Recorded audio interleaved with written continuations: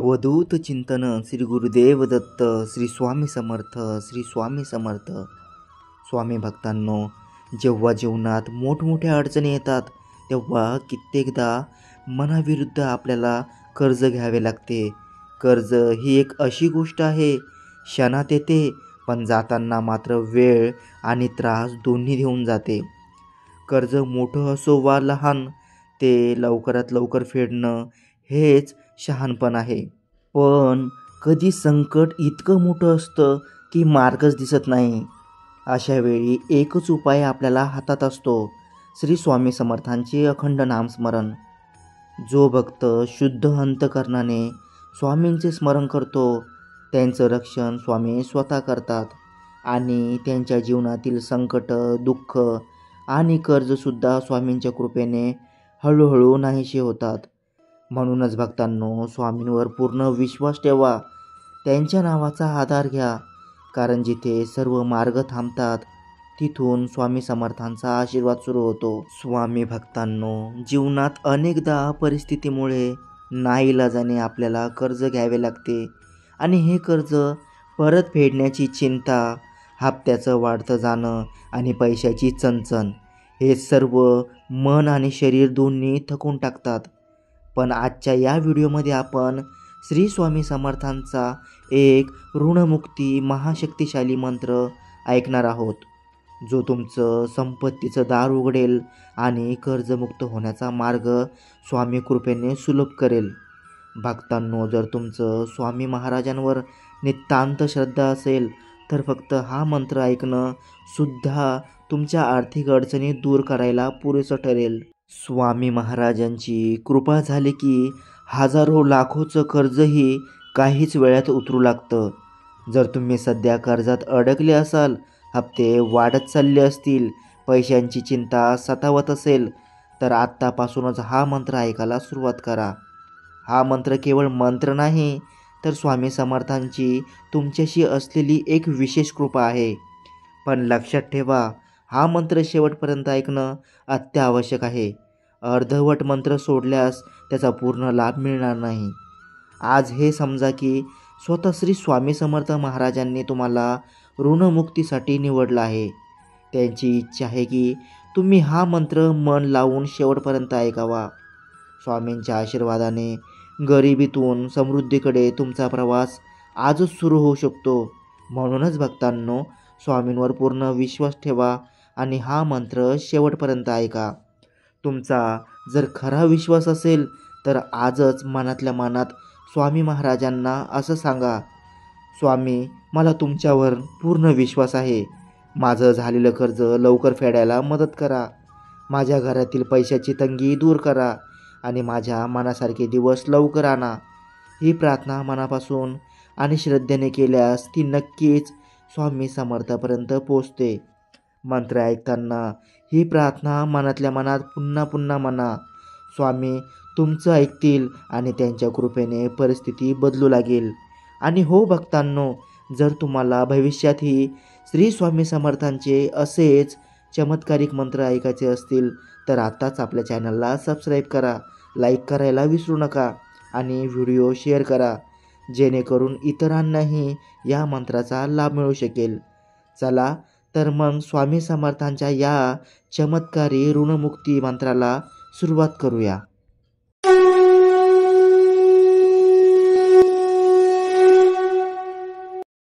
ओम श्री स्वामी संकटहरणाय नमः. ओम श्री स्वामी संकटहरणाय नमः. ओम श्री स्वामी संकटहरणाय नमः. ओम श्री स्वामी संकटहरणाय नमः.